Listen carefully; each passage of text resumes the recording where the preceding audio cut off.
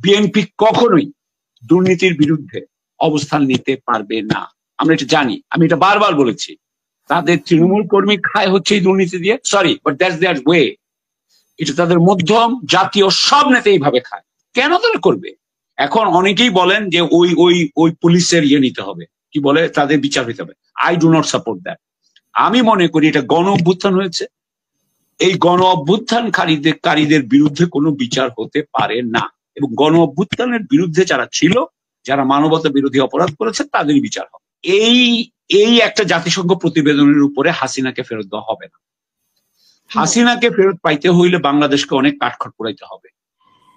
সংস্কার নিয়ে যেটাই সরকার করলো, এটা এক ধরনের তামাশা। কারণ আপনি দেখবেন যে বাংলাদেশ হওয়ার পর থেকে অনেক কমিশন হয়েছে, কিন্তু কতগুলো কমিশনের আপনার সব সুপারিশগুলো এবং বিশেষ সুপারিশগুলো যেগুলো সবচেয়ে গুরুত্বপূর্ণ, সেগুলো আপনার বাস্তবায়ন করা হয়েছে।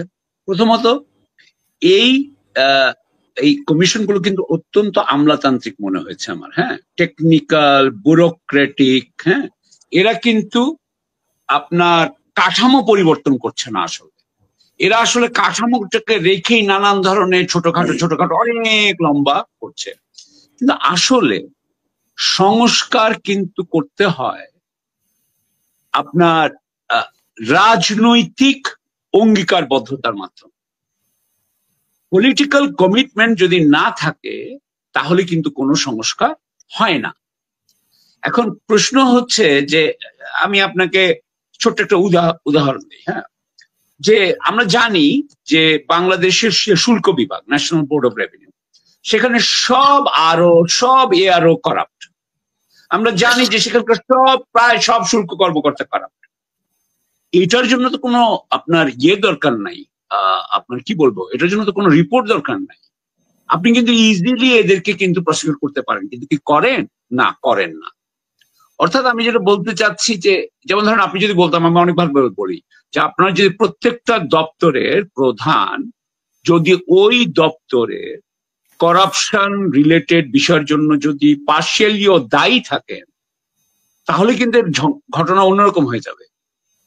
আপনি যদি আজকে শুল্ক বিভাগের কর্মকর্তাদেরকে ফায়ার করে অটোমেশন করেন, তাহলে কিন্তু বাংলাদেশের সরকারের যে রেভিনিউ, আমি মনে করি সেটা অ্যাটলিস্ট 1.5 গুণ বাড়বে, মানে 1.5 গুণ হবে, 1.5 থেকে 2 গুণ হয়ে যাবে, কারণ বাকি টাকাটা ধরে নিয়ে যায়। 1.5 থেকে 2 গুণ হবে, এবং এটা ছাড়া কোনোদিনও বাংলাদেশ সরকারের আপনার আয় ঠিক মতো হবে না। এটা একদম লিখে দিতে পারেন আপনি, এটা সিম্পল ব্যাপার। কিন্তু দেখবেন যে কেউ এটা করবে না, তারা সংস্কারের রিপোর্ট বানাবে, কিন্তু আসলে যেটা পলিটিক্যাল অ্যাকশন, যেটা আসলে যেই অ্যাকশনে আপনাকে পলিটিক্যাল ক্যাপিটাল খরচ করতে হয়, যেখানে আপনার একটা ভেস্টেড ইন্টারেস্টের বিরুদ্ধে যুদ্ধ করতে হয়, কারণ তারা আপনার বিরুদ্ধে যুদ্ধ করবে, তাদেরও টাকা আছে, আপনার যে করতে হয় সেটা হচ্ছে আসল। ডক্টর ইউনূসের এই সংস্কারের রিপোর্টগুলো বড় কথা না। আমি বারবার বলছি যে ডক্টর ইউনূসের সেই পলিটিক্যাল পাওয়ার থাকতে হবে, এবং সেই পলিটিক্যাল পাওয়ার উনি পাইতে পারেন একমাত্র উনি যদি একটা শক্তিশালী উপদেষ্টা পরিষদ আবার পুনর্গঠন করেন। এটা যদি উনি না করেন, তাহলে আমি আপনাকে বলে দিই কি হবে। বিএনপি কখনোই, আমি ধরে নিচ্ছি বিএনপি আসবে, নির্বাচন হবে, বিএনপি কখনোই দুর্নীতির বিরুদ্ধে অবস্থান নিতে পারবে না। আমরা এটা জানি, আমি এটা বারবার বলেছি। তাদের তৃণমূল কর্মী খায় হচ্ছে এই দুর্নীতি দিয়ে, sorry but that's there way. এটা তাদের মধ্যম জাতীয় সব নেতা এইভাবে খায়। কেন তারা করবে? বিচার বিভাগের স্বাধীনতার জন্য কি লাগে? এটা খুবই সিম্পল কথা। এতদিন পর্যন্ত প্রধান বিচারপতি বলেই যাচ্ছেন, সচিবালয় কিন্তু এখনো স্থানান্তর করা হয়নি। সুতরাং আমি যেটা বলতে চাচ্ছি যে এটাও একটা তামাশা বলে আমার মনে হয়। এখন আমি ফাইনাল, আপনি আমাকে একটা কি কোশ্চেন জিজ্ঞেস করেছিলেন, সেটা হচ্ছে গিয়ে আপনার জাতিসংঘের প্রতিবেদন, তারপরে শেখ হাসিনাকে ফিরিয়ে আনার বিষয়ে জাতিসংঘের প্রতিবেদন খুব তাড়াতাড়ি নতুন কিছু আমি যেটুকু বুঝি যে জাতিসংঘের প্রতিবেদন নিয়ে অনেক ধরনের আওয়ামী লীগ পন্থীরা অনেক ধরনের কথা বলছে, কিন্তু জাতিসংঘ যেভাবে 230 জনের রিপোর্ট নিয়েছে, সাক্ষাৎকার নিয়েছে এরকম বোধহয়, তারা সবার সাথে কথা বলেছে। আমি মনে করি যে এই শর্ট সময় এই পরিসরে, এবং এটাও কিন্তু জানতে হবে যে এর মধ্যে কিন্তু আমার যতদূর জানা আছে যে সরকারের ভিতর থেকে আমলাতন্ত্র তাদেরকে বেশ মানে এটাকে বাধা দেওয়ার চেষ্টা করেছে, সেই জন্য সময় একটু বেশি লেগে গেছে। কিন্তু যেটা এসেছে আমি মনে করি এটা একটা ভালো রিপোর্ট। হ্যাঁ, এখানে প্রত্যেকটা কথা, যেমন 1400 মারা গেছে আর 14,000 আহত হয়েছে, এগুলো দেখতে একটু খারাপ লাগে, কিন্তু এটা একটা বল পার্ক ফিগার বলে আমি মনে করি। এগুলোকে নিয়ে এখানে যেটা হয়েছে, সিম্পল কথা, যে শেখ হাসিনার অর্ডারে হয়েছে, অর্ডারে হয়েছে, স্বরাষ্ট্রমন্ত্রীর অর্ডারে হয়েছে।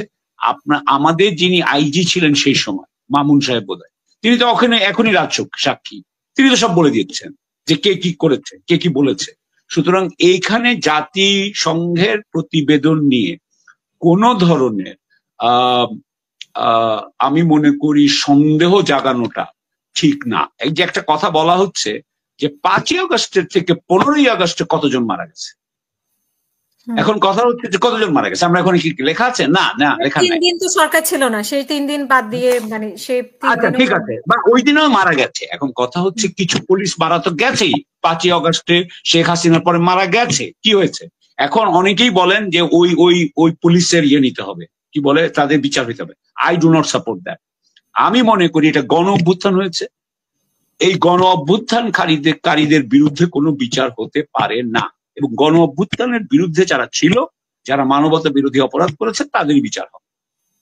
এবং এখন কথা আসে যে জাতিসংঘের প্রতিবেদন দিয়ে ভারত থেকে শেখ হাসিনাকে ফেরানো যাবে কিনা। আমার মনে হয় যে ভারতের নেতৃত্বের মধ্যে একটা পরিবর্তন আসছে। সেই পরিবর্তনটা হচ্ছে যে শেখ হাসিনাকে আর বোধহয় বাংলাদেশে অধিষ্ঠিত করা যাবে না, তারা অন্য কোনো ফর্মুলা খুঁজতেছে।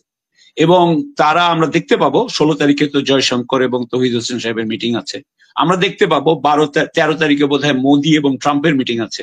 সেখানে মোদি হয়তো অনেক চেষ্টা করবে, আমার কাছে এটা কিন্তু খুব ইম্পর্টেন্ট, আমি একটু বলি এখানে। মোদি, দেখেন, মোদি কিন্তু একটা বিরাট ঝামেলা হয়েছে যে ভারতীয় কি বলে আপনার অবৈধ ভারতীয়দেরকে কিন্তু পাঠিয়ে দেওয়া হচ্ছে ভারতে, সেটা কিন্তু ভারত অ্যাকসেপ্ট করছে, গ্রহণ করছে। এটা কিন্তু ভারতের সরকারের জন্য, যেহেতু তারা হিন্দুত্ব সরকার, যেহেতু তারা খুব জোর ছড়ি শক্তিশালী সরকার, যেহেতু তারা পৃথিবীর কোনো দেশকে কেয়ার করে না, তারা প্রত্যেকটা দেশকে ডমিনেট করতে পারে, এরকম তাদের একটা ভাব, সেই জন্য তারা কিন্তু, তাদের জন্য কিন্তু এখানে একটা আপনার মানহানির বা একটা হয়েছে। এই ক্ষেত্রে মোদি যে যদি ট্রাম্পকে বলে যে আমি তো অবৈধ ভারতীয়দেরকে নিয়েছি, কিন্তু তুমি বাংলাদেশ সম্পর্কে একটা কিছু বলো, আমি কিন্তু সেই ব্যাপারে এখনো কিন্তু একটু চিন্তিত আছি। কারণ আপনি দেখতে পাচ্ছেন যে ট্রাম্প কিন্তু অনেক কাজ করে তার মিত্রদের জন্য, যেমন গাজাতে যেটা সে করছে, আমি এগুলো নিয়ে একটু চিন্তা করি। হ্যাঁ, আমরা কূটনৈতিক ব্যাকগ্রাউন্ড থেকে আসছি, আমি চিন্তা করি।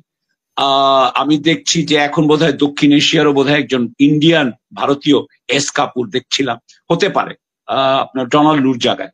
সুতরাং আমাদের ডিপ্লোমেসি যে শক্ত করা উচিত ছিল সেটা ডিপ্লোমেসি নাই। আপনি বলছেন যে, আমি এত কিছু বলার পরে যেটা বলতে চাই যে এই একটা জাতিসংঘ প্রতিবেদনের উপরে হাসিনাকে ফেরত দেওয়া হবে না।